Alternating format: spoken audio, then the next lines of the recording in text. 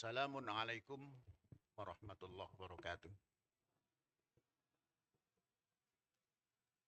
Bismillahirrahmanirrahim. Wa bihi nasta'in wa ba'du.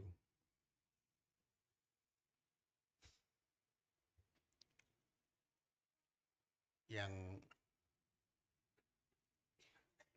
saya cintai, saudara-saudaraku yang diwisuda hari ini.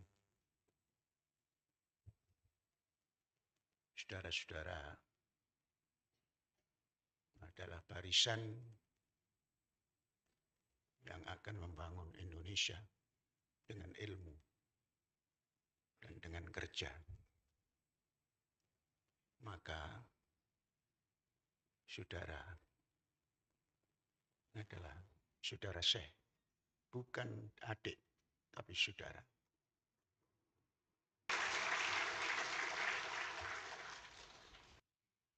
Teori Nabi Muhammad. Nabi Muhammad dalam berjuang tidak pernah mengatakan adik kepada yang membersamainya. Ajaran ilahi mengatakan begitu. Walladzina ma'ahu. Yang bersama pemimpin adalah saudara. Maka sampai hari ini dipanggil para sahabat. Itu saudara. Kemudian orang beriman juga saudara. Tidak pernah jadi adik dan kakak. Saudara. Bapak saudara dalam perjuangan. Ini dipegang. Supaya Anda tidak merasa junior, tapi merasa seperjuangan bangsa Indonesia. Ini penghormatan pertama. Penghormatan kedua kepada seluruh tamu undangan Pak Profesor dan semua saja, termasuk guru saya, Profesor Ahmad Fakih, dan beliau persis mbah saya. Mbah Syekh itu namanya Muhammad Fakih, pendiri Nahdlatul Ulama yang tersingkirkan. Jadi tatkala ketemu Profesor Fakih itu senyum terus karena berjumpa dengan mbah.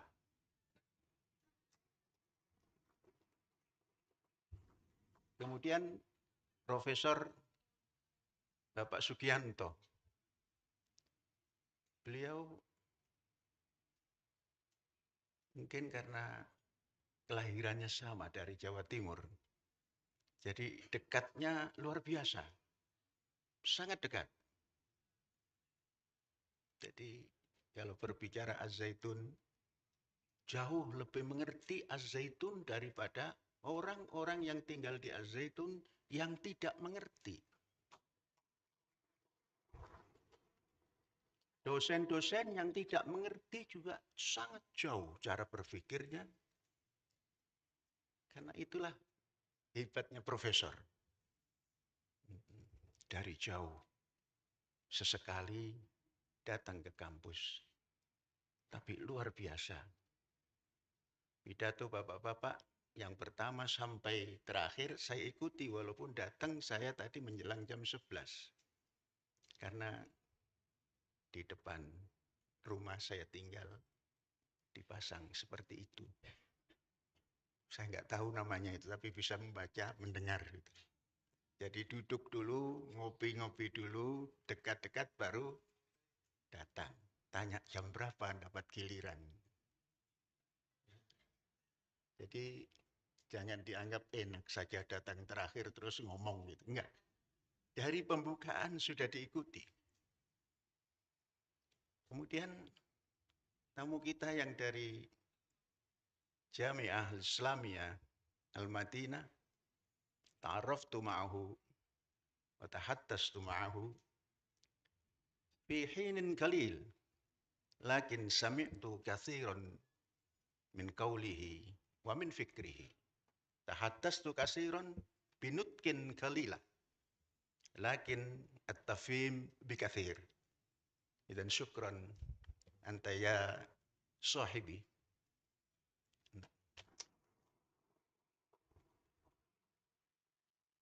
عندما تحدثت بكم سنة كان عمرك؟ ميلادي 1970.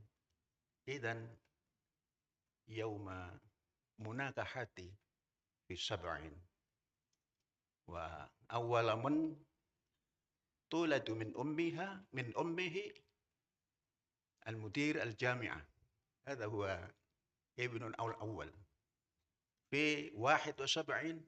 إذن على سواء في عمرك. شكرا كثيرا على حضورك هنا.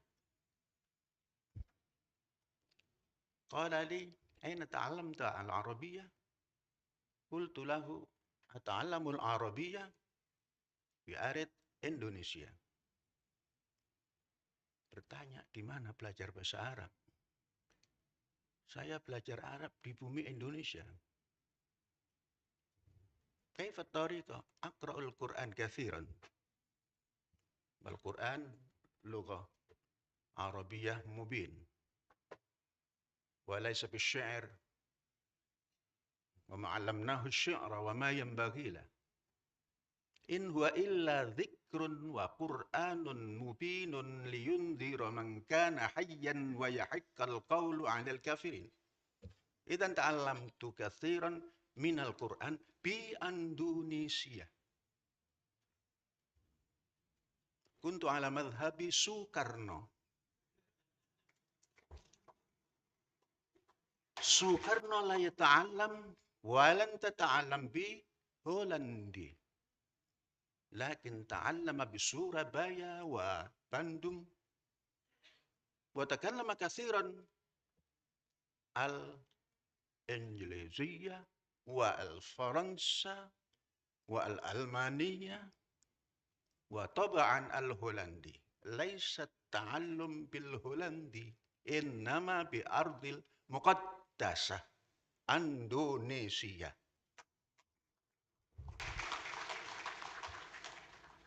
قال لي: Indonesia tanah yang suci.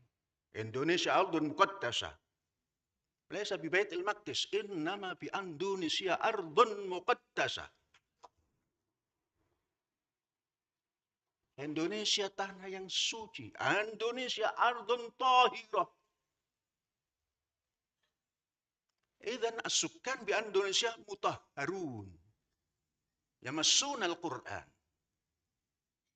مهما قال القرآن لا يمسه إلا المطهرون. الأندونيسيون جميعهم مطهرون ومتمسكون بالقرآن. إذن أساس دولتهم الألوهية، التوحيد الألوهية، ketuhanan yang Maha Esa.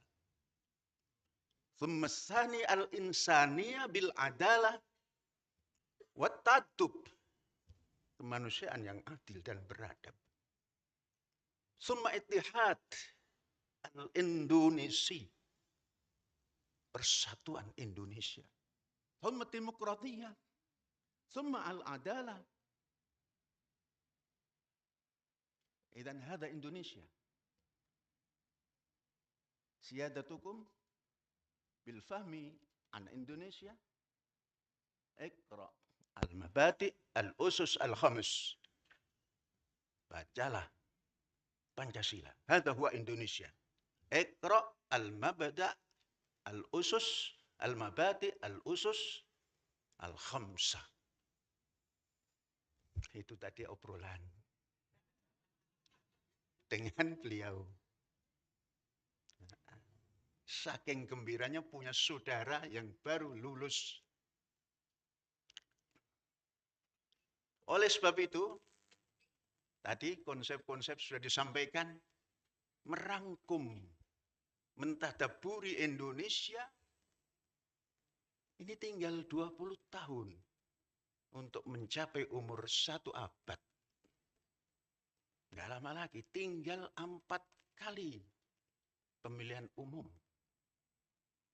Pergantian kalau diganti, lanjutan kalau dilanjut, jangan-jangan nanti kembali kepada Undang-Undang Dasar 45 yang murni, kemudian Majelis Permusyawaratan Rakyat memilih, terakhir dipilih sampai 45 umpamanya. Siapa tahu? Dunia ini tidak ada yang tahu rahasianya. Karena dunia sulit diduga rahasianya, maka Syekh Ngawang itu nerawang. Cuma karena nerawang disampaikan di majelis akademik, maka saya sampaikan di sini naskah lengkap pidato visi akademik. Nah, gitu. Judul gagasan membangun Indonesia dengan kekuatan SDM dan SDA secara terpadu menuju Indonesia Emas 2045. Karena yang berhak memikirkan Indonesia ini bukan hanya pemerintah. Kita yang duduk di sini mungkin tidak punya bislit ESN, tidak punya jabatan apa-apa, tapi punya hak penuh sebagai warga negara untuk memikirkan 20 tahun ke depan umur 100 tahun.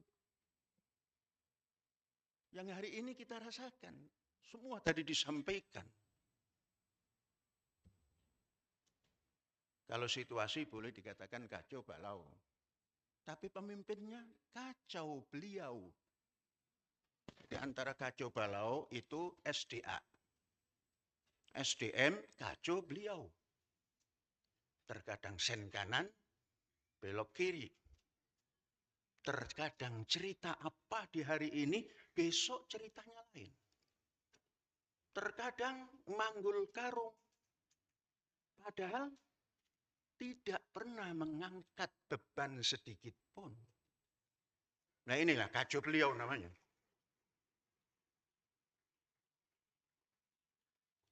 Kalau kacau balaunya terjadi di Aceh, Sumatera Utara, dan Sumatera Barat,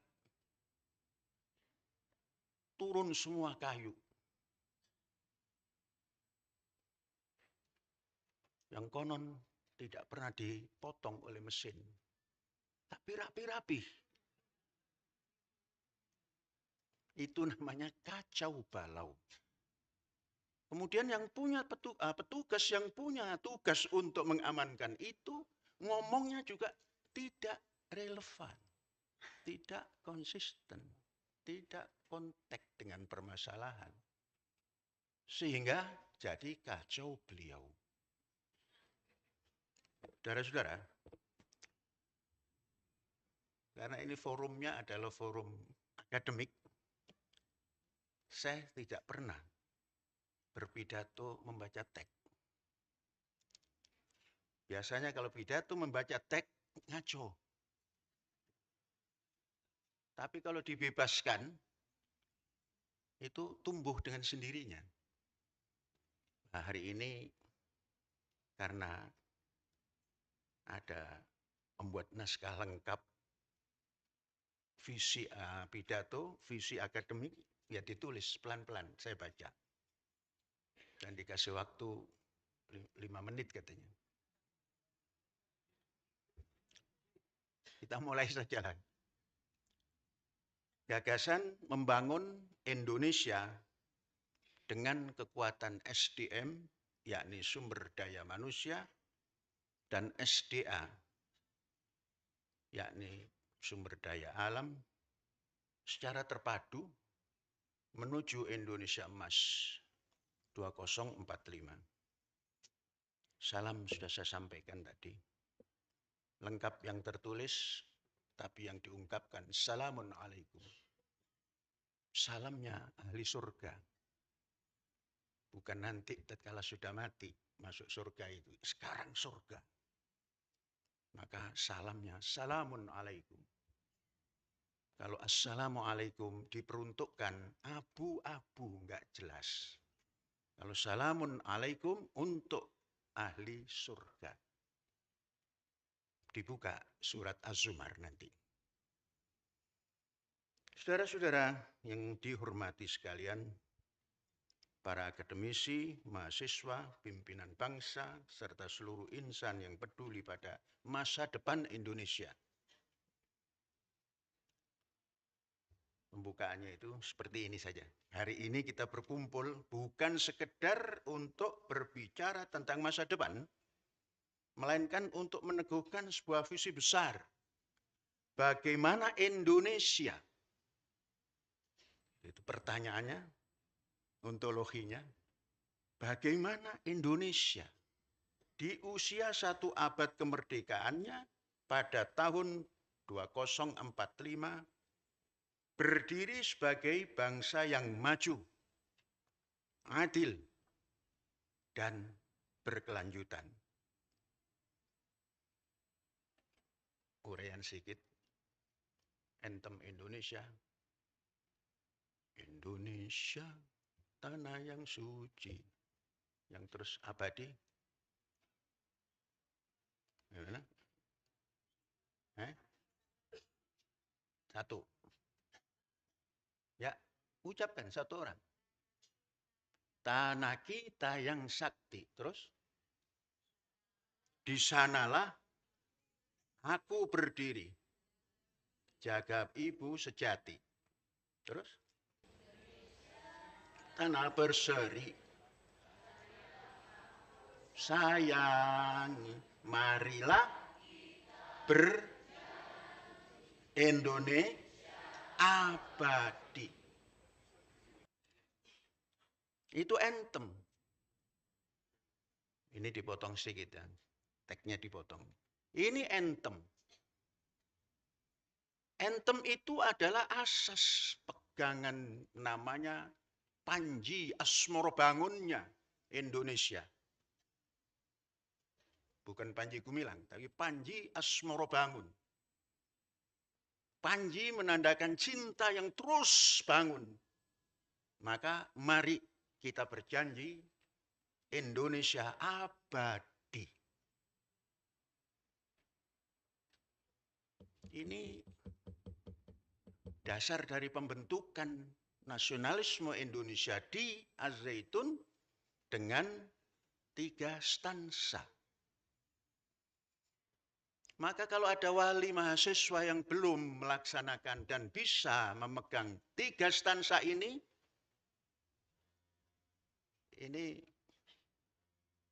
itu menyerahkan tanda lulusnya ditunda dulu sampai wali santrinya, wali mahasiswanya datang dan menyanyi Indonesia 3 stansa.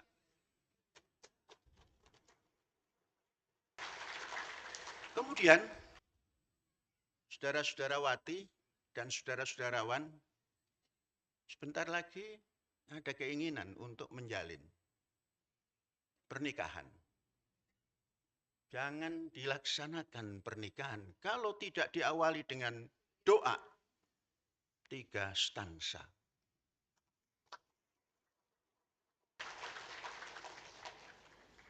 Nanti anak yang kita lahirkan akan mampu mempertahankan Indonesia abadi. Memang Indonesia tidak diukur waktu, abadi. Saudara-saudara, Indonesia ini dari tidak ada. Jangan pernah bilang Indonesia ini turunan Mojopahit, turunan Sunda, turunan Palembang sana. Tidak. Berdiri sendiri. Qiyamuhu binafsihi. Mengapa? Katakan Nusantara ditaklukkan oleh Belanda, Hindia Belanda. Maka Indonesia dijadikan pusat kapitalisme pertama dengan nama Hindia Belanda Timur. Perjalanan sejarah, Hindia Belanda Timur mampu menaklukkan dari Merauke sampai ke Sabang. Sabang 1904 diambil. Baru dibuat program pembangunan Hindia Belanda Timur. 1904 datanglah yang namanya politik etik. Belanda dulu menjalankan politik beretika. Sekarang dalam zaman kemerdekaan, politik tidak beretika. Yang bisa membenarkan adalah perasaan hari ini merasakan begitu. Belanda yang katanya menjajah, sedangkan tidak ada yang dijajah. Indonesia nggak ada. Itu membuat program politik beretika. Apa buktinya? Dibuat program supaya bisa makan. Apa programnya? Irigasi ringan. Tidak membabat hutan. Irigasi. Untuk apa? Untuk mengalirkan air ke tanah yang sudah ditata sebagai ladang dan sawah. Tidak dibabat hutan. Maka banjirnya hanya banjir, karena Katulampa tidak bisa menahan, turunlah ke Batavia. Program yang kedua, program pertama dulu tadi, makan cukup. Kemudian, padi-padi, bibit padi dibawa ke Hindia Belanda Barat, yang pusatnya di New York. Itu dulu ada padi yang namanya Parina. Itu dibawa oleh Belanda dari Surabaya. Hidup di sana dengan baik. Sampai sekarang padi yang ada di Amerika turunan Hindia Belanda Timur. Padi yang ada di Jepang termahal hari ini, yang namanya Koshi Hikari, itu diambil dari Hindia Belanda Timur, kemudian diaku oleh Jepang. Mengapa Jepang bisa ngambil? Karena dulu Jepang juga masuk Hindia Belanda Timur, termasuk Selat Hormuz. Nah, dikembalikan oleh orang yang Indonesia abadi. Konon di Al-Zaitun ada yang berusaha mengambil, dan padi itu hidup di sini dengan baik karena memang ini tempatnya. Koshi Hikari. Koshi Hikari yang diimpor dari Jepang lewat Singapura, harganya Rp50.000. Yang dikeluarkan oleh Bumi Indonesia Abadi hanya Rp25.000 per kilogram. Kalau banyak yang membeli, diturunkan.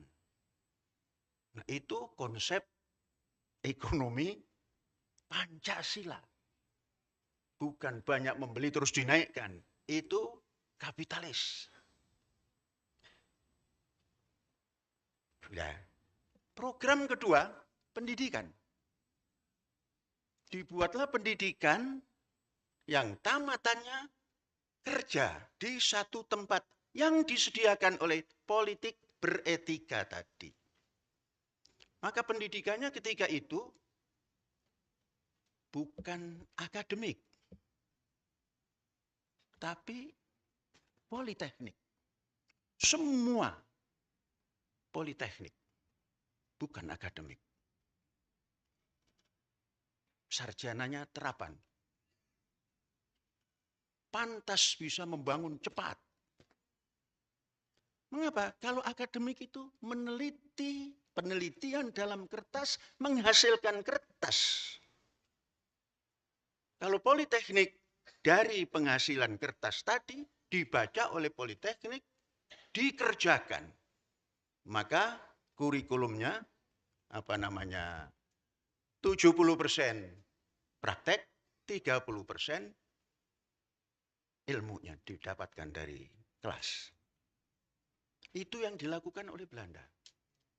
Sehingga mampu membuat satu persatuan generasi muda untuk membangun gerakan politik yang tarafnya antar bangsa.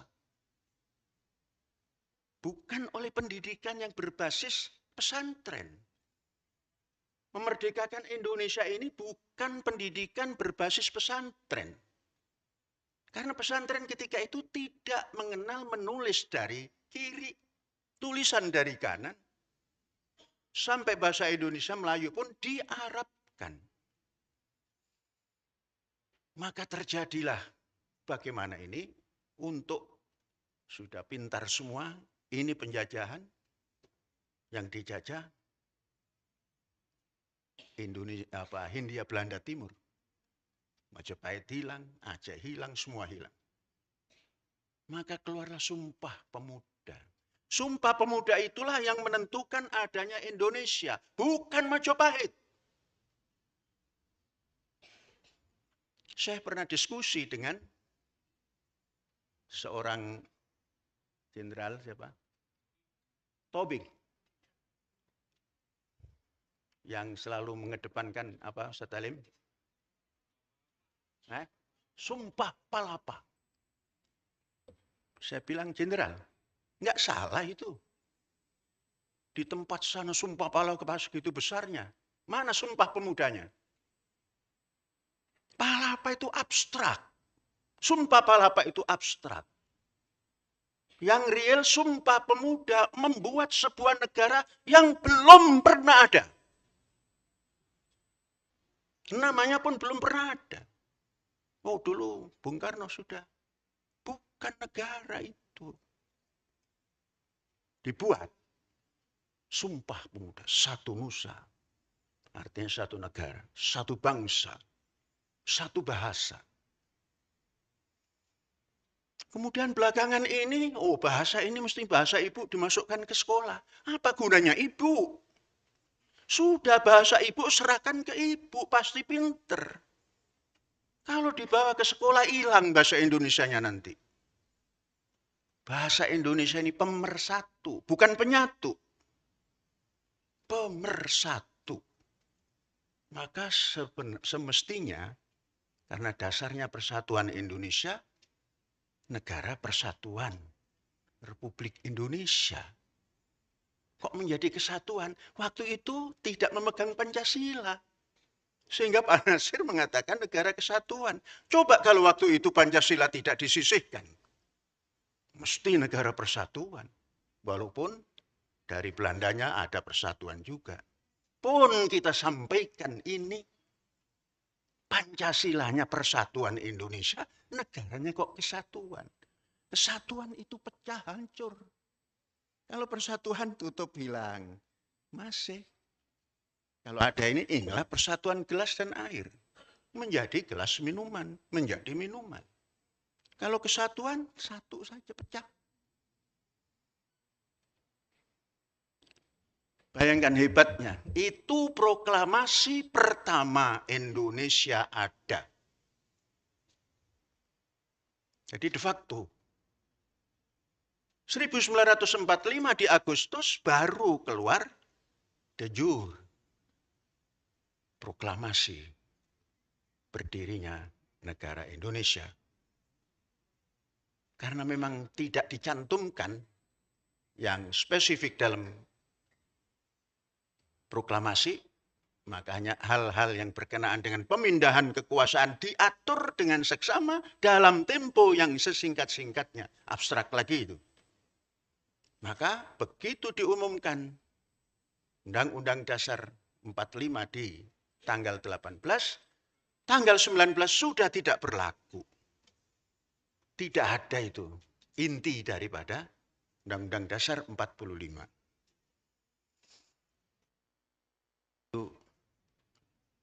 Baru program ketiga adalah penyebaran penduduk. Nah, itulah yang namanya transmigrasi. Semudah itu, seringan itu, namun dilaksanakan. Nah, pemuda Indonesia hebat, bukan licik ya, hebat. Dalam situasi itu membuat satu kekuatan, mendirikan negara. Itulah Indonesia, kemudian ditiru oleh orang Israel. Israel memang silsilahnya ada ya, di Timur Tengah itu. Kemudian dia membuat bangsa Israel, negara Israel. Bangsa Israel, bahasa Israel. Sekalipun di dalamnya ada Arab Muslim. Niru dari mana itu? Niru Indonesia. Indonesia yang jadi guru tidak rumongso. Merasa kecil. Nah ini 20 tahun ini, mari kita bangkitkan bahwa kita bukan bangsa cemen-cemen.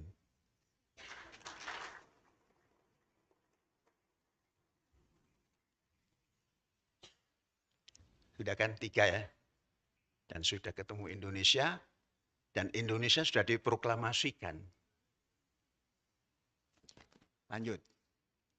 Membaca sekarang.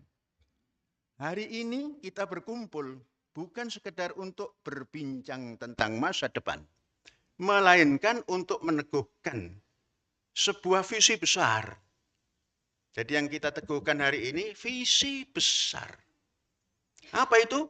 Bagaimana Indonesia di usia 1 abad kemerdekaannya pada tahun 2045 berdiri tegak sebagai bangsa maju, adil, dan berkelanjutan. Artinya kita merasa ya, hari ini belum maju. Hari ini belum adil. Hari ini pembangunan dan program tidak berkelanjutan. Contoh, membangun ibu kota, tidak lanjut.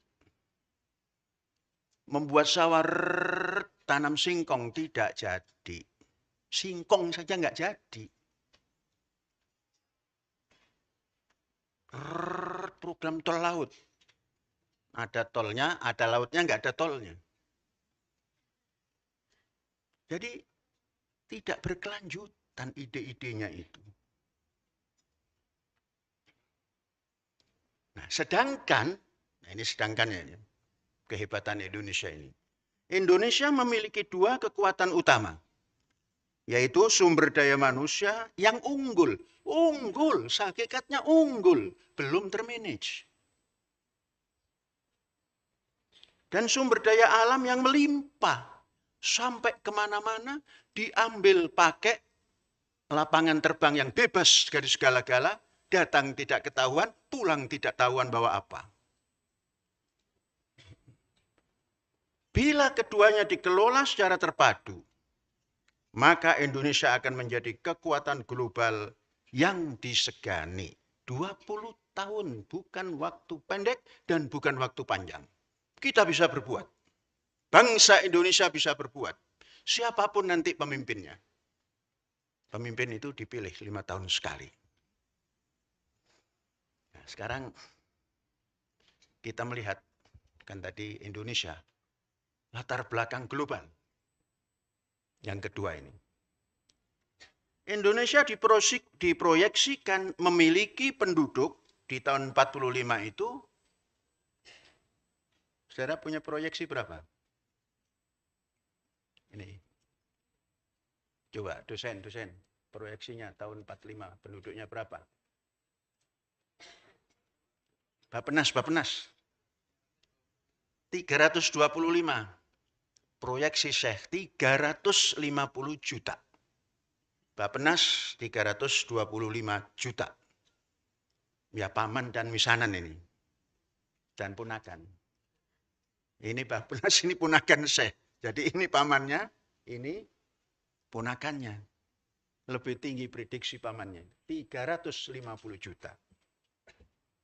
Jumlah besar ini bisa menjadi beban, tetapi juga bisa menjadi aset produktif bila diarahkan dengan tepat. Nah, ini mengarahkan dengan tepat ini yang perlu. Apa isinya nanti? Tantangan global yang dihadapi, perubahan iklim. Saudara-saudara, dari tadi saya ingin mendengar perubahan iklim, belum ada kesempatan, mumpung tidak ada yang membahas. Perubahan iklim ini luar biasa. Kemarin saya nanam duren, baru mendapat 900 titik tanam. Kemudian hati-hati, bulan Januari ini jangan dianggap turun banyak air. Kan biasanya perubahan iklim terjadi. Kadang-kadang 2 hari terus 1 pekan tidak turun. Nah, maka tatkala menanam 1000 tanaman duren, pengairan harus disiapkan tepat. Kemarin serta-merta pakai air danau yang baru dibuat ini, saya jangan pernah pakai itu. Sama dengan membunuh. Itu belum steril. Pakailah untuk menyiram tanaman air yang kita minum. Tatkala kita memberi minuman pada tanaman, air yang kita minum, pasti hasilnya luar biasa. Nggak usah cari pupuk macam-macam. Kata Profesor Fakih.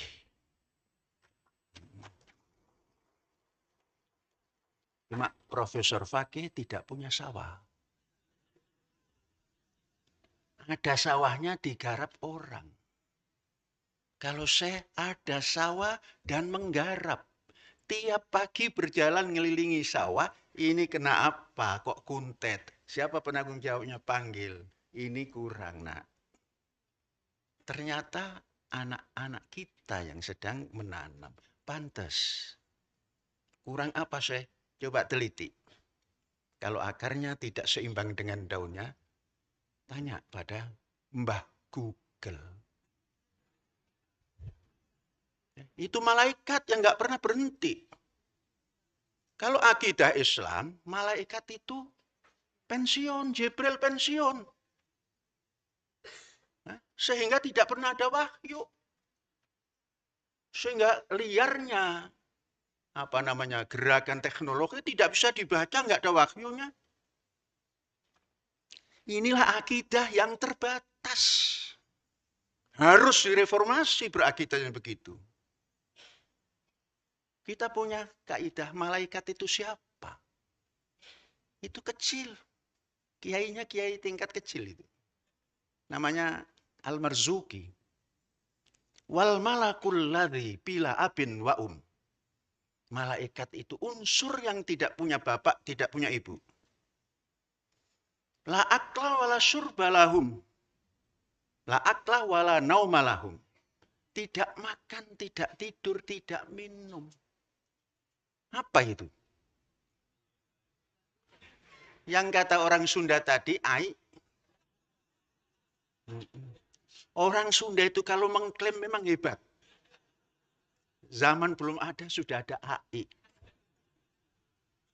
Saudara tahu negara yang paling hebat di dunia, Switzerland. Itu diaku oleh, itu yang sudah almarhum itu siapa? Rangga. Itu dari Sunda. Lang-lang buana ke sana karena tidak menemukan nama, namanya sendiri. Swiss siapa begitu panjangnya. Hebat Sunda. Makanya harus dipersatukan dalam Indonesia. Jangan Majapahit. Jangan Sunda Miwitan. Hari ini abadi, trauma sejarah. Siapa yang bisa mempertemukan perang bubat dengan orang Sunda? Sampai hari ini. Jadi kalau tadi jenderal kita yang membuat Sumba Palapa itu mengingatkan orang Sunda. Tatkala Dian Pitaloka terbunuh dan bapaknya terbunuh oleh Gajah Mada, ya Gajah Mada yang diklaim sebagai pencetus sabta Palapa. Jangan dihidupkan, sudah. Yang bisa mempersatukan adalah Indonesia Raya. Pancasila. Dan 3 stansa. Tidak konsekuen hari ini. Terlalu panjang. Ngomong cerita nyanyi aja kok terlalu panjang. Sehingga menjadi orang lupa semuanya. Ada cerita seorang jenderal yang ketika itu tidak dapat jabatan. Datang ke sini. Apa jabatan ketika itu?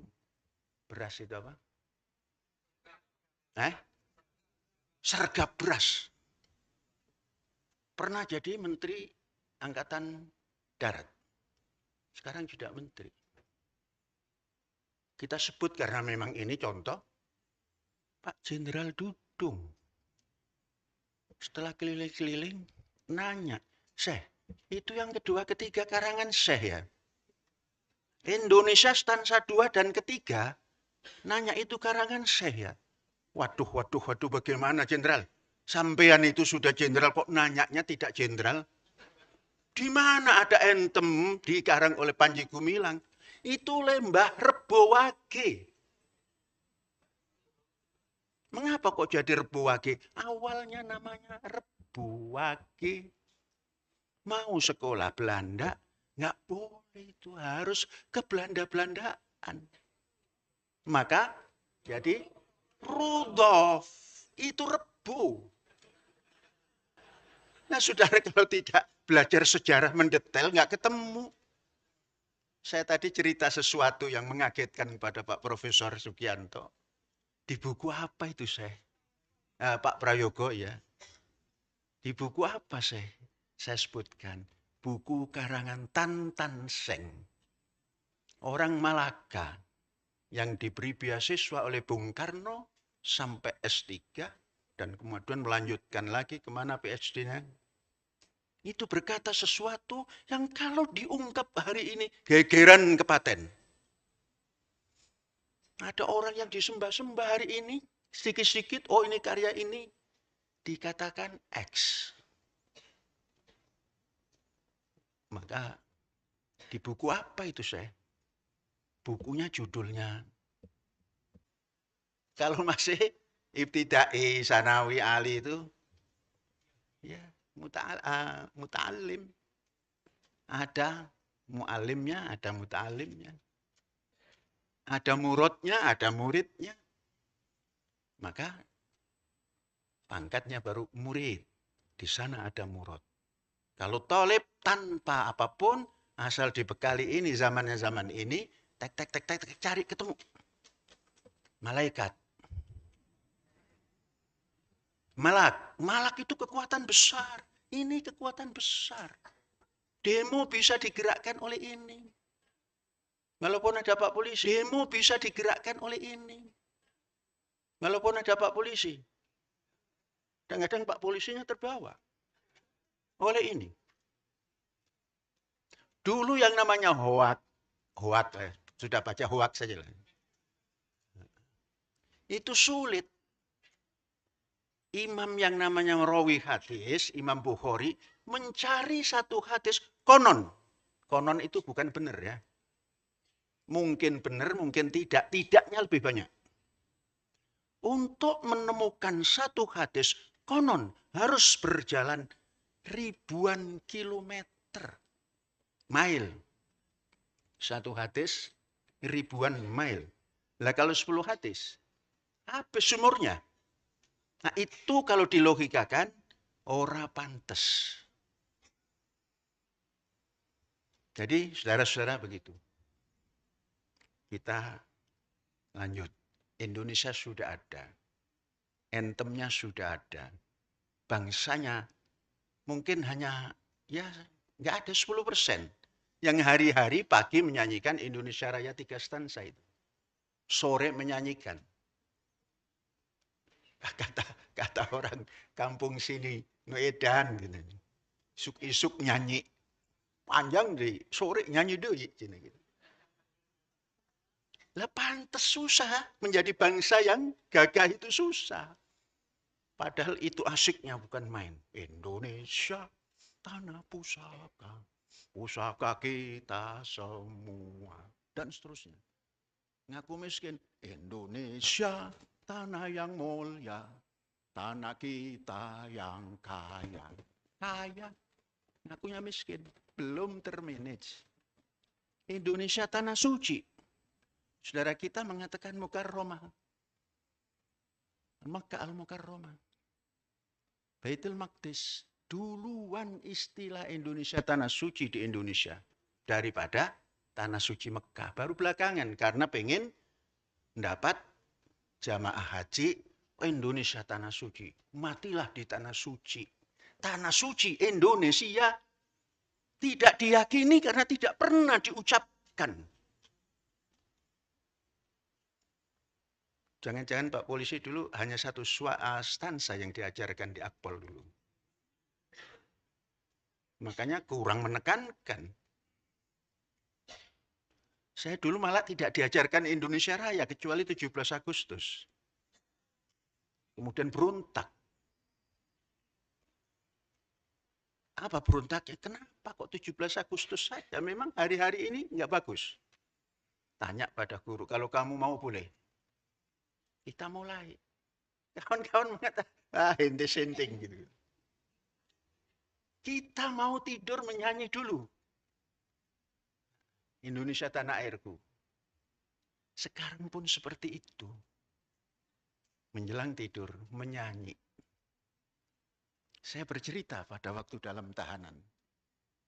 Dalam tahanan menjelang jam 10, sudah sunyi, kita teriak.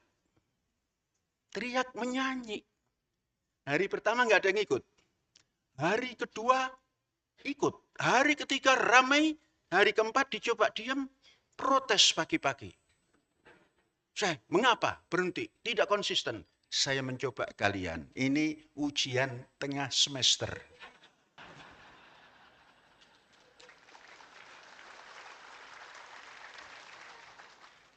Setelah pamit pulang, saya mau pulang. Pulang kemana? Ya pulang lah. Saya punya rumah, ini rumah. Mendadak saja ini. Terus siapa yang memimpin? Panggil. Kamu, teruskan nyanyi. Kita nanya, nggak diteruskan. Memang perlu keberanian ini. Menyuarakan Indonesia Raya 3 stansa ini perlu keberanian. Walaupun Pak Polisi di Polsek ini belum tentu berani nyanyikan 3 stansa. Tidak ada SOP-nya. Ada lagi yang tidak konsisten bangsa ini. Merah putih itu apa? Berkibarlah benderaku, lambang suci gagah perwira. Di seluruh pantai Indonesia, kau tetap pujaan bangsa. Siapa berani menurunkan kau, serentak rakyatmu membela. Sudah. Ada bukti? Tidak ada.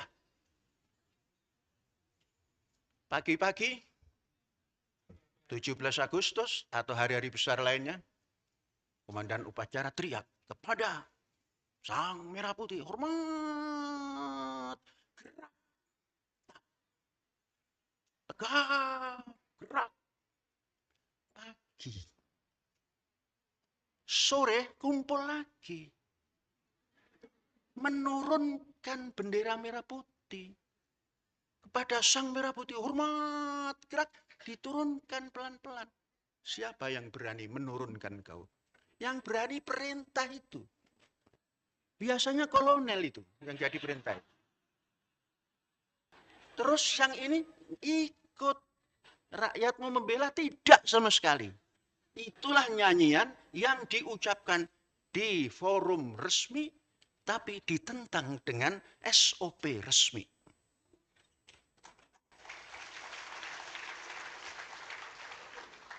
Jadi ini termasuk hak asasi manusia apa tidak itu? Karena siapa berani menurunkan kau, serentak rakyat mau membela. Kalau kami membela, Pak, jangan diturunkan.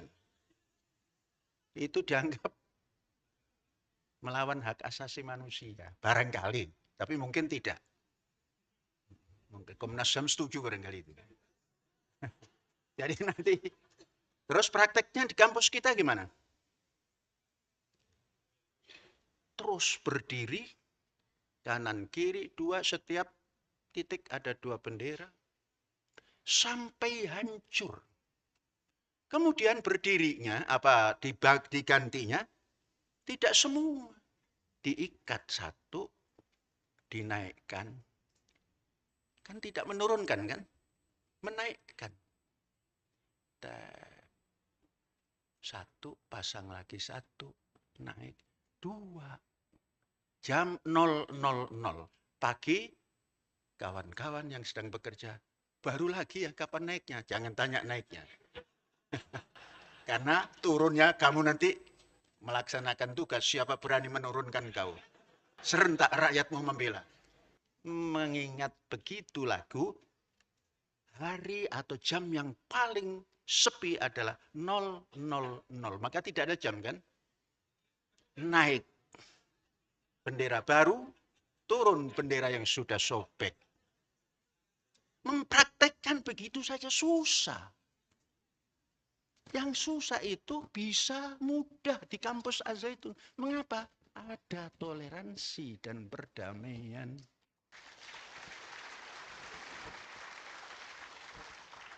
Walaupun yang begitu, terus saja diuber-uber mau dihukum.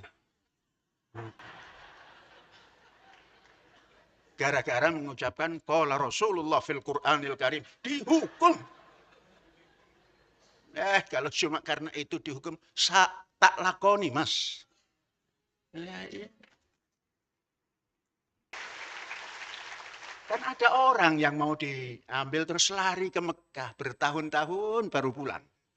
Sembunyi di Mekah. Nah, kalau pimpinan Al-Zaitun dikeroyok seluruh Indonesia, bahkan dunia, terus pengadilan diberi atensi, masuk. Itu sudah keputusan. Iya, nggak bisa dirubah. Tidak. Kalau tidak bisa, saya masuk. Mempertahankan pendirian yang benar. Jadi nggak berlaku hak asasi manusia. Nah, nanti gimana itu mengatasinya? Ini lanjut. Itu kan.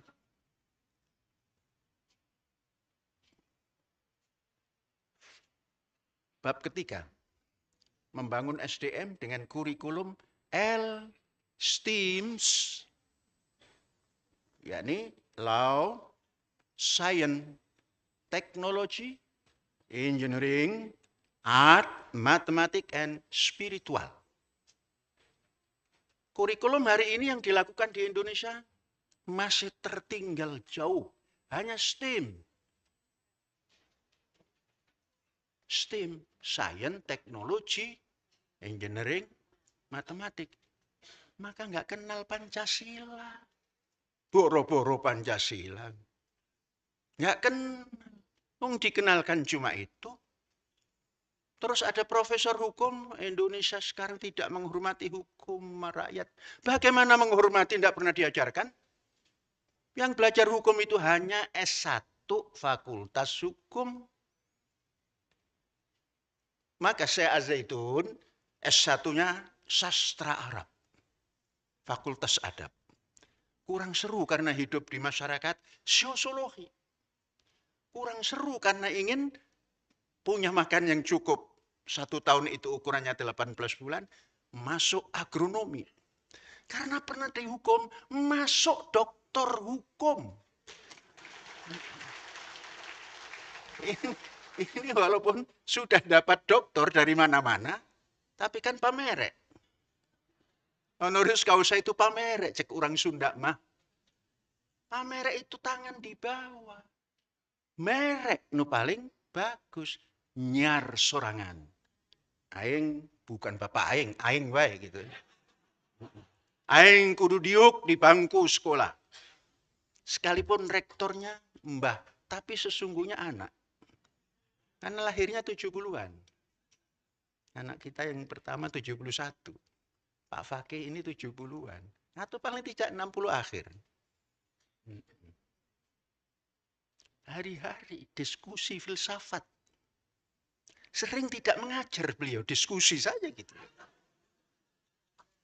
Kalau sudah belajar filsafat,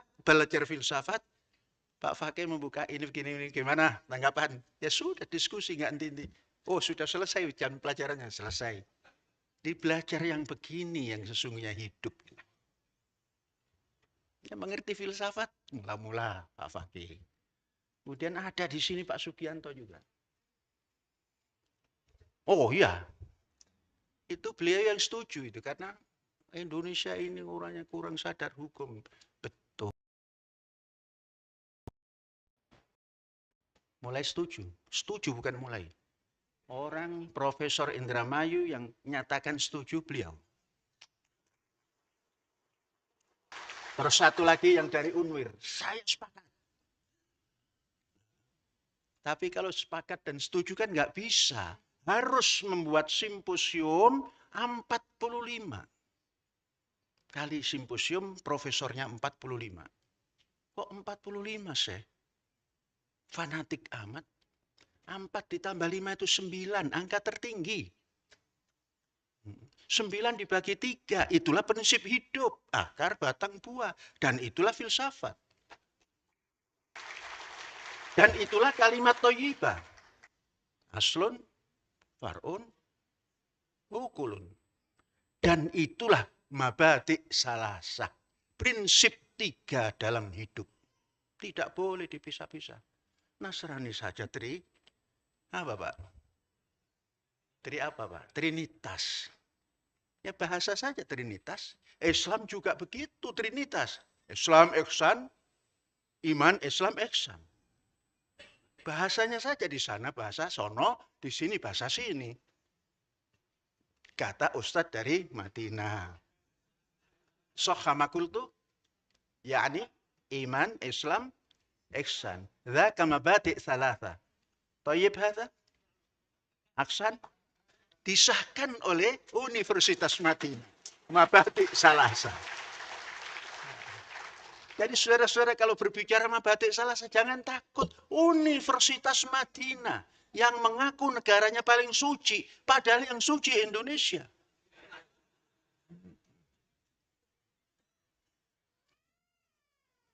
Ya akhi, Indonesia muqaddasah. Betul. Nah, betul.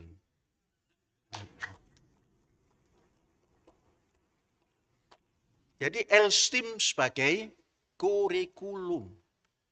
Nah sekarang sudah ada kurikulum STEM. Kurang itu sudah out of date itu bahasa itu. Harus ada L. L itu diajarkan dari tingkat kanak-kanak. Tentunya jangan diajarkan filsafat hukum. Kehidupan kenal hukum. Dari bawah sampai atas. Itu Pancasila, karena itu ajaran ilahi. Maka ujungnya S, spiritual. Pancasila di sini. Kalau agama, meyakini agama di sini. Kalau saya tidak meyakini Islam itu agama. Islam itu peradaban. Tidak sekedar agama, peradaban. Ini perlu diterangkan. Mengapa peradaban kok menjadi agama?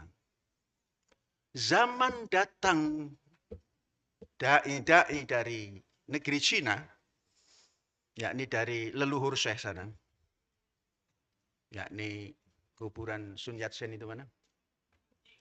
Nanjing. Jadi leluhur Syekh itu dekat dengan makam Nanjing sana, makam Sun Yat-sen. Masuk ke Pulau Jawa, awal adalah tatkala Kubilai Khan menaklukkan Jayakatwang. Melihat orang kumpul, itu sedang apa? Oh, itu sedang kumpulan habis kabupaten. Itu din apa itu? Itu agama Buddha. Sana agama Hindu. Oh, kalau gitu Islam agama juga ya?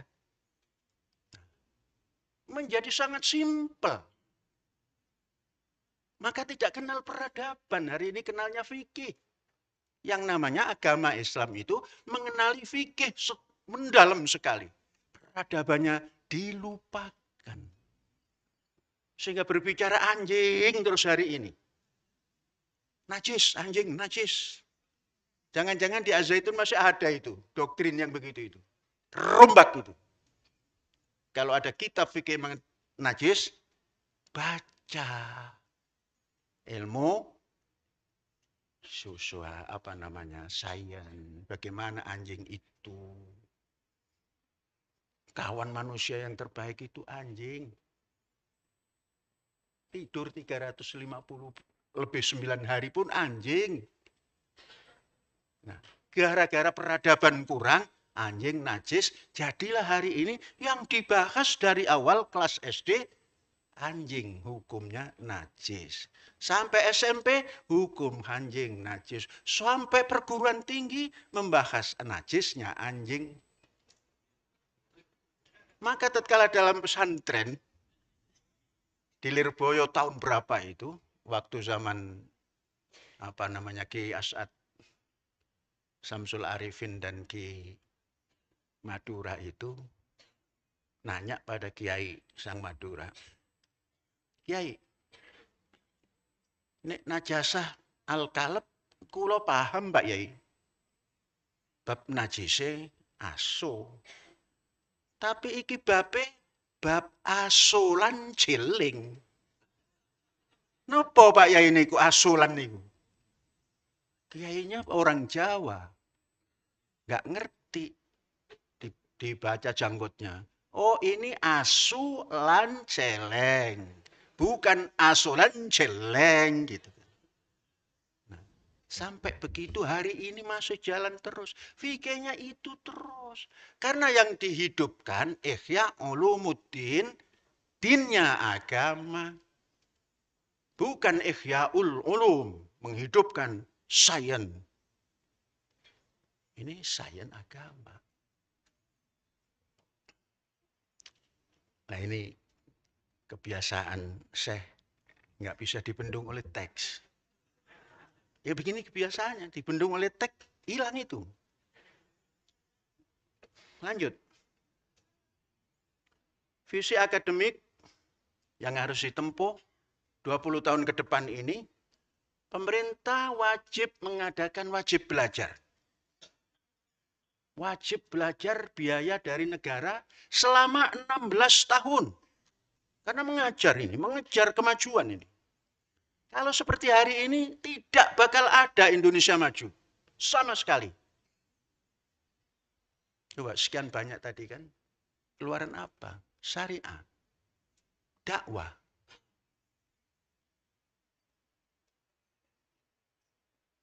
Bagaimana itu? Tanya pada dirimu. Tanya pada institutmu.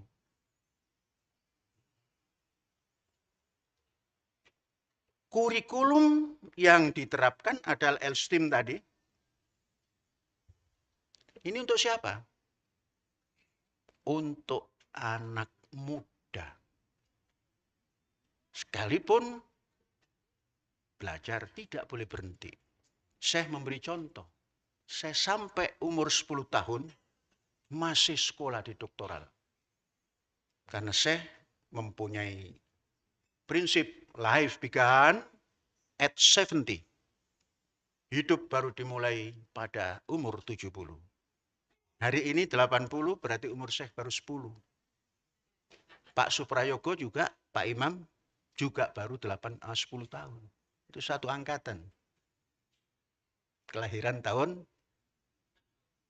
ya umur 10 tahun berapa itu?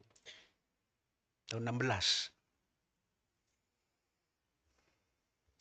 Maka kata Bung Karno, berikan saya 1000 orang tua. Saya cabut Gunung Pulosari. Tapi berikan saya 1000 pemuda. Saya bangun Indonesia seutuhnya dan dunia.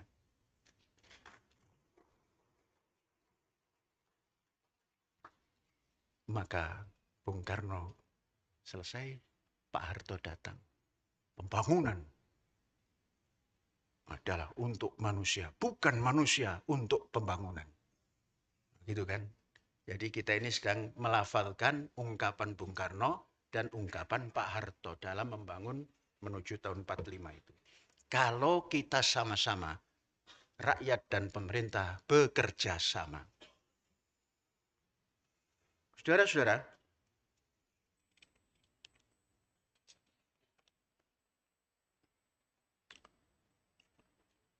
bagaimana mencapainya nanti? Dihitung dari tahun 26. Tahun 26 ini pemuda terdidik baru 40%. Nanti tahun 2034 sudah 100% tidak ada pemuda bangsa Indonesia, anak bangsa Indonesia yang tidak terdidik. Rata-rata lama sekolah. Tahun 26 tahun, yakni kelas SMA kelas 1 ya, 1,5 rata-ratanya. Tahun 45 14,7 tahun rata-rata sekolah. Artinya sudah di atas sekolah menengah. Artinya sudah perguruan tinggi. Itu siapa yang mengarang saya? Ini gagasan saya. Ditawarkan. Ya tentunya dengan peraturan-peraturan yang dibuat nanti. Dan ini nanti menjadi disertasi yang akan disampaikan dan minta Profesor Fakih yang jadi sponsornya, pembimbingnya, promotornya, jadi cepat lulus.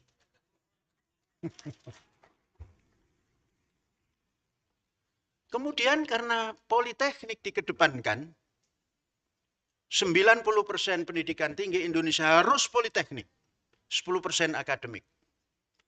Maka lulusan politeknik 150.000 di tahun 2026 dan 900.000 per tahun di tahun 2045. Hebat tidak itu? Itulah yang akan membangun. Apa yang dibangun? Dari Merauke sampai ke Sabang, berjajar pulau-pulau. Sambung menyambung menjadi satu, itulah Indonesia. Indonesia secara hukum sudah, tapi secara sosial belum. Karena memang tidak bisa disambung, dipepetkan.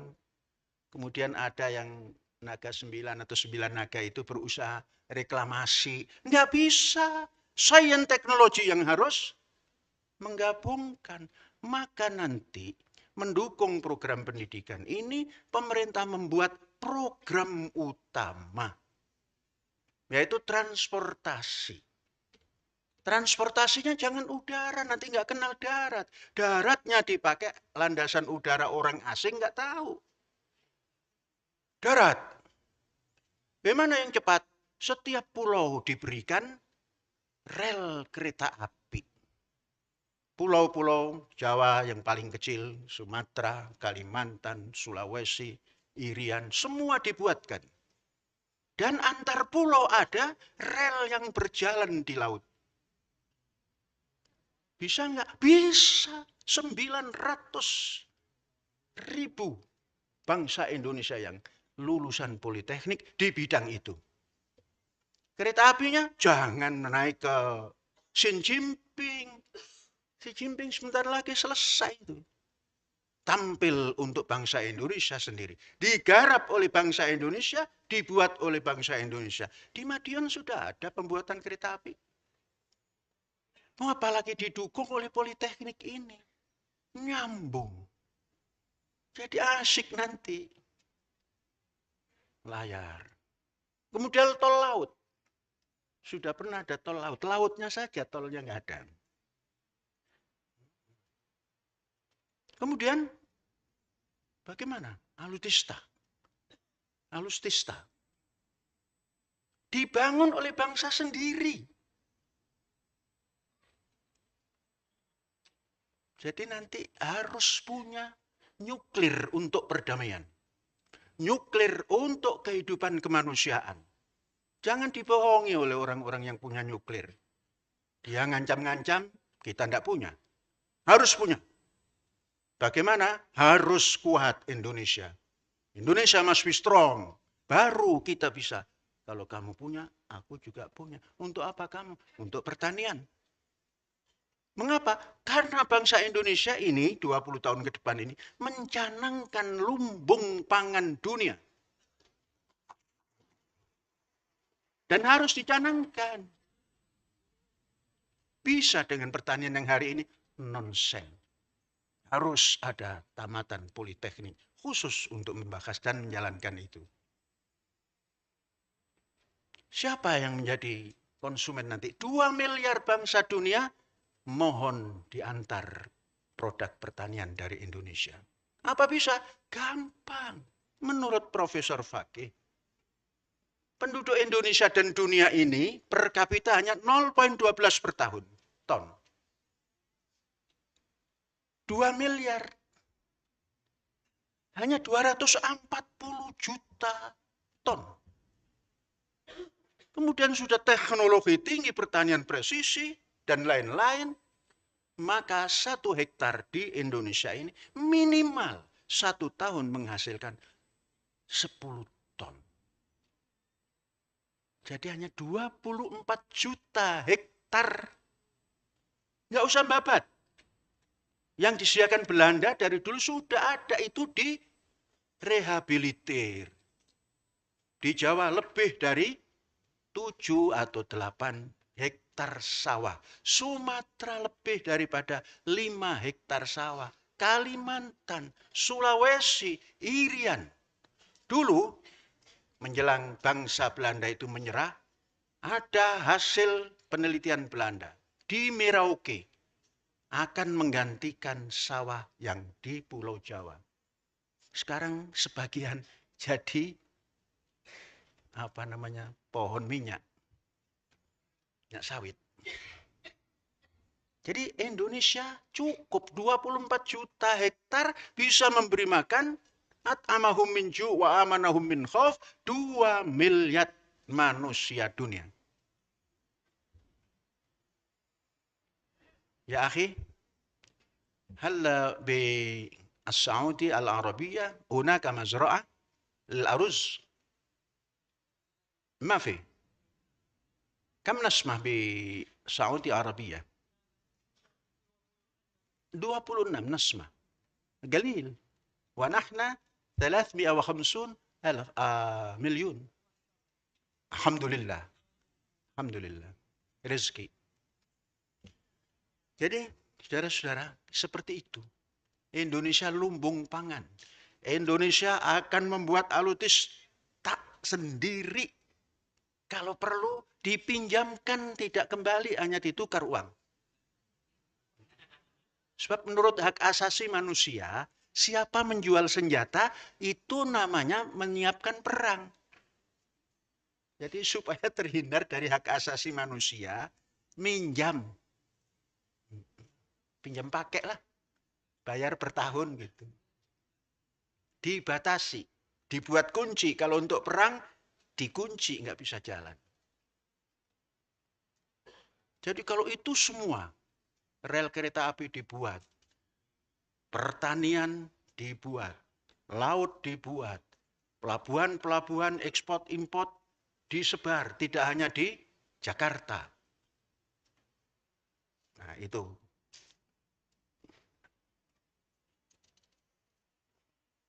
Maka pangan diplomasi global tadi ya.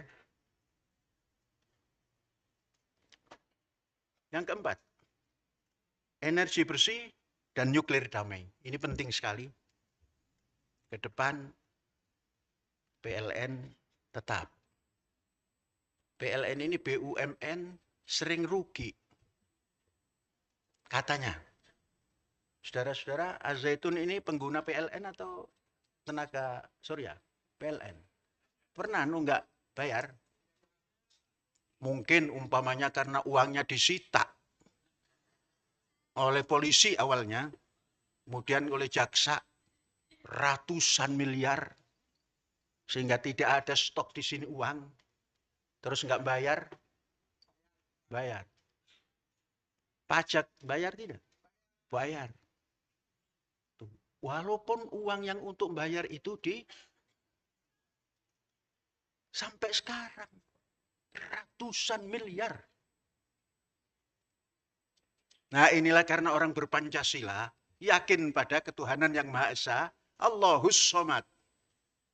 Allah Tuhan tempat bersandar. Maka tatkala Tuhan tempat bersandar, bertanya, ya Allah gimana? Doa kurang keras. Doanya kuat. Ditamsilkan dalam azan. Azan di Zaitun itu dianggap aneh. Kenapa? Di Madinah itu azannya ngelik-ngelik pakai lagu. Azan di Madinah faqat bil lugha faqat atau bil ghina. Allahu akbar, Allahu akbar. Hakada. Di Az-Zaitun les kada. Innama Allahu akbar. Allahu akbar. Kama qala Bilal fi qadim zaman. Rujukannya Madinah, ya pakai lagu. Rujukannya Arab, ya pakai lagu. Maka di sini adanya kuat. Allahu Akbar. Ditanya, Kolonel Maliki, ajudan Pak Harto bertanya, Syekh, lagunya kok beda, Syekh? Oh, ini lagu tentara. Coba, sampean jadi komandan upacara. Kemudian hormat bendera kepada Sang Merah Putih. Hormat. Waduh, saya dipecat, saya. Nah, itu juga begitu, coba. Cuma Allah Tuhan yang Maha Esa ini adil. Bilang ke malaikat, Kat, itu siapa yang adanya bentak-bentak itu? Zaitun. Njaluk opo? Uangnya disita. Terus hari-hari ngasih makan santri dan karyawan 10.000. Di total berasnya sehari 1.800 kilo dan lain-lainnya. Sambat itu sesungguhnya. Cuma nggak pernah sambat, hanya Allahu Akbar. Syahadatnya juga syahadu an la ilaha illallah. Begini itu. Terus kata Pak Maliki, bagaimana kan nggak lazim. Ya nggak lazim kalau umpamanya tentara terus hormatnya seperti tadi, ya nggak lazim dipecat sampean gitu. Oh ya, saya tanya kepada guru Pak Harto, Pak Kures Shihab. Pak Kures kalau ada azan, Allahu Akbar nggak pakai lagu, gimana? Itu yang betul. Gitu.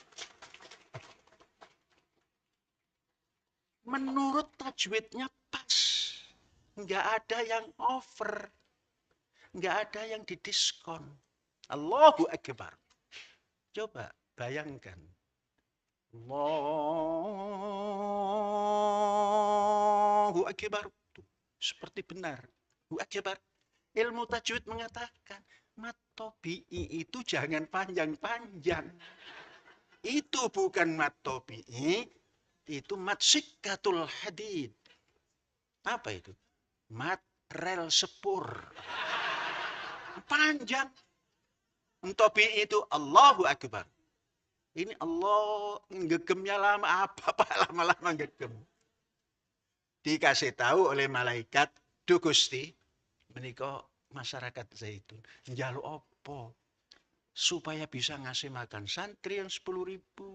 Bisa menggaji guru yang miliaran tiap bulan. Bisa membayar listrik dan selain sebagainya. Kasih. Terus itu yang adanya ngelik-ngelik itu. Kasih. Namun sedikit saja. Mengapa? Nanti berhenti. Dunia ini jamil, yuhibbul jamal. Dunia ini indah. Kalau ada yang seni-seni begitu, biarkan. Kasih saja sedikit. Jadi bagian Az-Zaitun sama dengan ribuan bagian orang yang ngelik-ngelik tadi.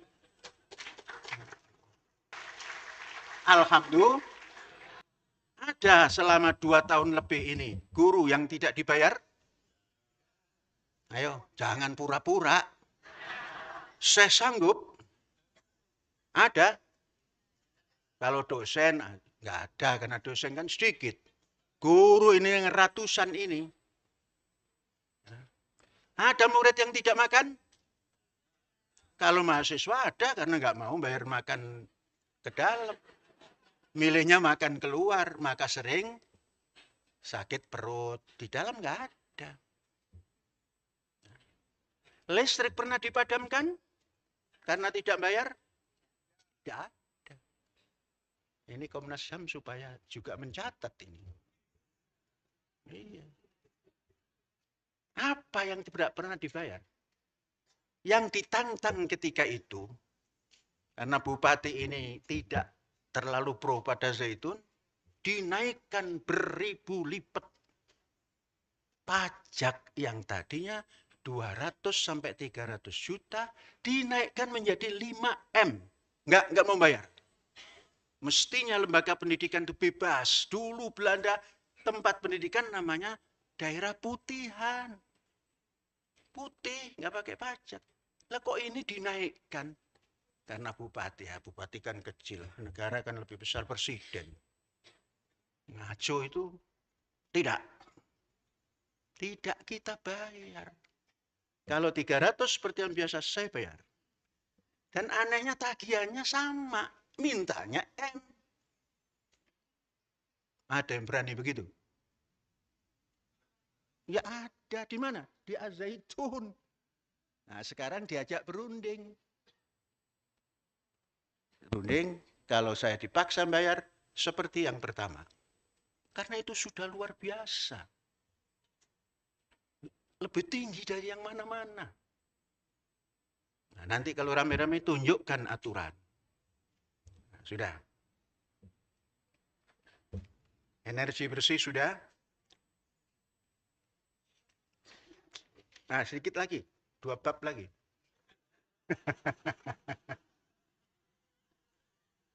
Roadmap-nya bagaimana? Roadmap menuju Indonesia Emas. 2026 sampai 2030 fondasi pendidikan STEM dan fiskal kuat. Ini yang belajar ekonomi pasti belajar fiskal dan moneter. Fiskal itu urusannya nagih pajak, ini itu. Kalau moneter itu urusannya cetak uang, ngatur bunga, dan lain-lain. Ini fiskalnya harus kuat. Mengapa? Orangnya sudah terdidik. Orang terdidik itu sangat taat pada aturan. Pajak 1.000 dibayar 1.000. Yang menerima mestinya juga taat asas. Lebih pajak harus dipulangkan. Ini lebih pajak, nariknya susah, pakai ke pengadilan pajak ini itu. Biaya pengadilannya lebih besar daripada yang dituntut. Ada nggak contohnya? Ada. Saya sedang menuntut pengembalian pajak. Yang sudah kita bayar dikatakan belum. Tunjukkan. Itu sudah setahun nggak selesai-selesai. Sudah tinggalkan. Karena apa? Setiap ketemu ada biaya. Sekarang masuk 2031-2035. Hilirisasi industri dan pangan terpadu tercapai.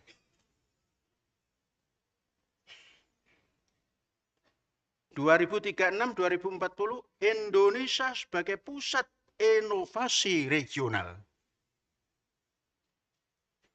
2041-2045 Indonesia emas, negara maju, adil, berkelanjutan, berkontribusi global. Itu dari pendidikan. Dan pendidikannya tidak seperti hari ini. Tersebar di mana-mana. Kumpulkan nanti oleh negara. Di Jawa Barat berapa kabupaten, Pak? 27 sentra saja. Satu sentra 3.000 hektar. Di situ dari SD sampai kelas 16. Universitasnya Pajajaran tetap ada. Dibayar pemerintah. Dikasih makan seperti di Al-Zaitun. Hanya Al-Zaitun kan membayar. Karena fiskalnya harus dari bayaran sekolah kan. Itu saja bisa. Tidak 1 kali makan di Al-Zaitun, 3 kali plus. Bisa. Negara pasti bisa. Hanya 5 tahun diperlukan pembangunan itu, dan biayanya hanya 3.000 triliun selama 5 tahun. Berarti kan 600 triliun saja 1 tahun. Gampang. Apalagi sekarang Menteri Keuangannya Purboyo. Itu paling pinter itu. Ngomongnya hebat. Indonesia emas sudah. Sekarang 9. Bagaimana ukurannya? Pertumbuhan ekonomi tahun 26 harus masuk 6. Jangan pakai 55 plus 6. Sampai tahun 45, 89. 8 atau 9. Dan continue. IPM yang mana? Indeks pembangunan manusianya. Tahun ini 26 itu indeksnya 74. Tahun 45 indeksnya 85. Super maju. Pendidikan wajib belajar 100% berpendidikan. Lulusan Politeknik 900.000 per tahun di tahun 45. Pangan, ekspor untuk 2 miliar penduduk dunia. Transportasi, kereta api antar pulau dan tol laut beroperasi penuh. Energi nuklir, yakni nuklir damai dan energi terbarukan. Ini indikator kompas pembangunan nasional. Hadirin, kita masuk ke penutup sedikit ini. Visi akademik ini adalah panggilan sejarah. Indonesia tidak boleh puas hanya menjadi penonton dalam percaturan global.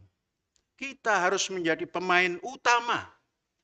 Bisa tidak? Oh, sangat bisa. Pemain utama. Kita punya penduduk 350 juta, punya lahan luas untuk pertanian, punya pendidikan anak yang putra-putri bangsa Indonesia yang terdidik penuh, tidak ada yang tidak sekolah mencapai 14,5 tahun. Wah, sudah. Amerika saja belum. Hari ini Amerika itu hanya SMA. 12 tahun saja rata-rata pendidikan nasional. Indonesia 14,5 tahun 2045. Kan belum saya. Harus. Karena belum itu pasti bisa. Yakin nggak? 3 stansa tanamkan. Indonesia mulia, Indonesia kaya. Indonesia sakti. Inilah salah spiritualnya. Kalau ingin manjur, lari ke Mekah, umroh. Lari ke Mekah, ke tanah suci. Meninggalkan tanah sucinya sendiri. Tidak pernah dibangun. Biaya dibuang banyak-banyak, ada 100 kali umroh itu. Buang.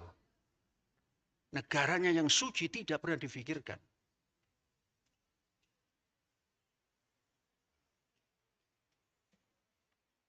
Coba mari kita bayangkan ya. Membayangkan Indonesia kalau ditata seperti itu gimana itu? Ini bayangan saya. Nanti kalau saudara-saudara mahasiswa yang baru lulus tadi tidak setuju, tulis saya tidak setuju saya. Nah, kita baik datang dan kita diskusi. Nah, begitu ya. Zaman sekarang begitu. Jangan jadi guru, asu itu najis nak. Muridnya nanya, apa dasarnya? Pokoknya buku mengatakan begitu. Diskusi bisa nggak, Bu atau Ustadz? Udahlah ikuti buku. Jangan begitu ngajar. Ini saya menyampaikan, Anda tidak setuju? Tulis, ayo diskusi. Ada tempat diskusi saya itu. Ya. Tapi jangan pura-pura nggak setuju terus asal diundang diskusi, asal duduk bersama saya, jangan. Saya itu banyak program pertanian, tiap hari itu ada saja 8 jam itu gerak. Apa yang dibayangkan oleh Syekh tahun 45 itu? Ada yang bertanya, Syekh sampai enggak tahun 45? Baru umur 10 tahun hari ini. Ya gimana? Life began at 70. Apa bayangannya? Anak-anak bangsa yang cerdas. Berkarakter. Berintegritas. Kalau sekarang saya rasakan belum terlalu ini. Melihat sampah di jalan, kok ada sampah yang nggak diambil. Melihat ada kucing kecil di tengah jalan, diserempet. Itu belum. Itu nanti nggak ada begitu. Sampai ular pun, awas, jangan goda kami ya. Kenapa kok nggak dibunuh? Ada burung malam yang akan ngambil. Tumbuh itu karakter yang begitu. Karena Pancasilanya tidak dibuang. Yang kedua, ekonomi yang tumbuh, terus tumbuh, adil, berkelanjutan. Senang tidak itu? Kalau saya senang sekali, makanya bayangannya senang terus. Yang ketiga, pangan melimpah. Memberi kehidupan bagi dunia. Sehingga Ki Asep Sunandar Sunarya hirup deui. Brok dipantok, bruk diduru, ngalayah di mana-mana, gemah ripah loh, sinawe murah sarwati nuku subur sarwati nandur. Dasar negara Pancasila Indonesia Raya. Satu nusa, satu bangsa, satu bahasa. Transformasi yang mempersatukan Indonesia Raya. Gimana? Kereta api dari Sumatera mau ke Jawa tidak pakai membuat jembatan. Numpak kereta kapal yang sudah ada relnya mengarah kepada rel di Jawa. Ret, jalan, ret sampai Bali, ret. Bisa saya? Bisa. Mengapa? Tamatan Politeknik, 90%. Mengapa tentara, polisi itu bisa bagus? Karena politeknik sesungguhnya. Politeknik, kemiliteran, kepolisian. Itu Akademi Pemerintah Dalam Negeri. Bagus. Karena khusus pemerintah dalam negeri. Mengapa sekarang yang jadi gubernur, yang jadi bupati, bukan tamatan itu? Nah inilah mulai. Kok camat? Yang jadi berpendidikan akademik politeknik pemerintah dalam negeri itu camat, maka camat tertib, bupatinya tidak tertib karena siapa saja bisa politik. Ke depan jangan nyalahin Pak Harto lagi. Itu zaman Pak Harto enggak, Pak Harto itu enggak jelek-jelek amat bagi orang yang mengatakan jelek, pahlawan. Kemarin saya diskusi tamatan angkatan pertama tentang Pak Harto sebagai pahlawan. Enggak setuju. Ya, ujungnya bisa menyepakati. Mengapa bisa jadi? Banyak yang enggak setuju. Ada bandingannya Marsina. Mungkin Marsina didukung oleh Komnas HAM, maka jadi. Pak Harto didukung diantaranya dari Az-Zaitun. Jadi kalau kita bandingkan, Pak Harto kok dibandingkan dengan Marsina ya? Menurut Komnas HAM itu sebanding. Karena bandingannya bukan berbentuk material. Tapi wallahu a'lam bishawab. Kemudian terakhir Energi bersih yang menopang kehidupan. 1, 2, 3, 4, 5 itulah khayal Syekh, maka menulis sebuah gagasan ini, dan ini nanti dijadikan kerangka yang akan ditulis, yang diusulkan oleh profesor banyaknya 45. Intinya dimasukkan sini. Disampaikan kepada Presiden. Insya Allah Mas Pak. Ini Prabowo karena apa? Sekarang sudah dapat berapa Abdul Halim? Panitia EJI sudah dapat profesor berapa? 28. Dari 28 ke 45 kurang berapa? Kurang 17 pekan lagi. Nah, nanti kita minta profesor siapa, minta satu kepada Pak Komnas HAM. Oleh-olehnya kasih kami. Profesor siapa yang harus diundang tentang Komnas HAM. Yang kedua minta kepada Pak Polisi, Pak Brigjen. Siapa yang harus kami undang? Tinggal 18 lagi. Kemudian Pak Profesor, mbah saya, kasih saat ini. Kalau Pak Profesor sudah sering 2 kali kan, tapi minta lagi siapa yang harus diundang. Ya min Madinah, man ahad minkum min Jami'ah Madinah alladhi ista'adda lil hudur li ta'watina ila hadzal ma'had li ilqa'il muhadarah bisimposium. Mawjud? Atini al-unwan. Sa'aktub risalatan ilaih. Alhamdulillah.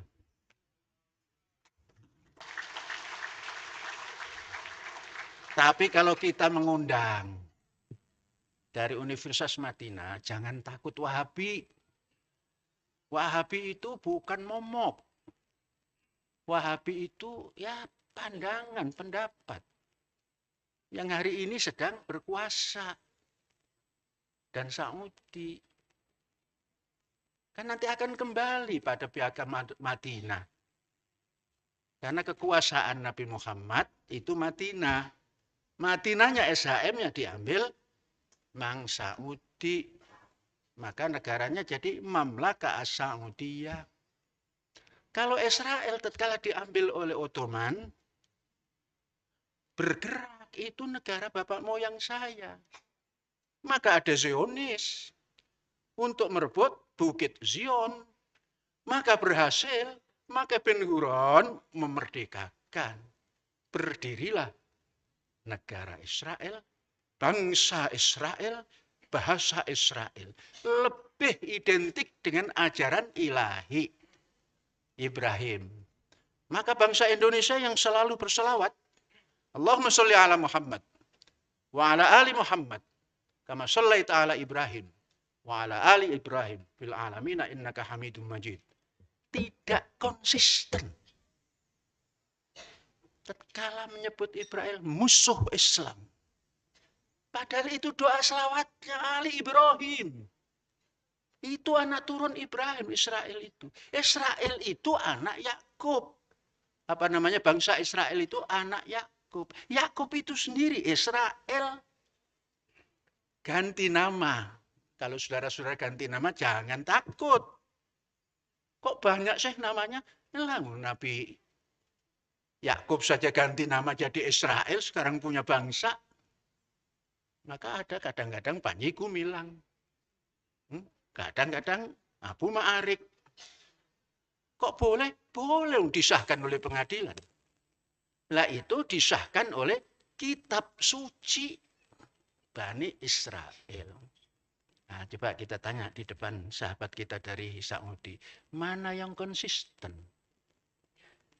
Turunan Ibrahim dari sisi Bani Israel atau turunan Ibrahim dari sisi Bani Ismail?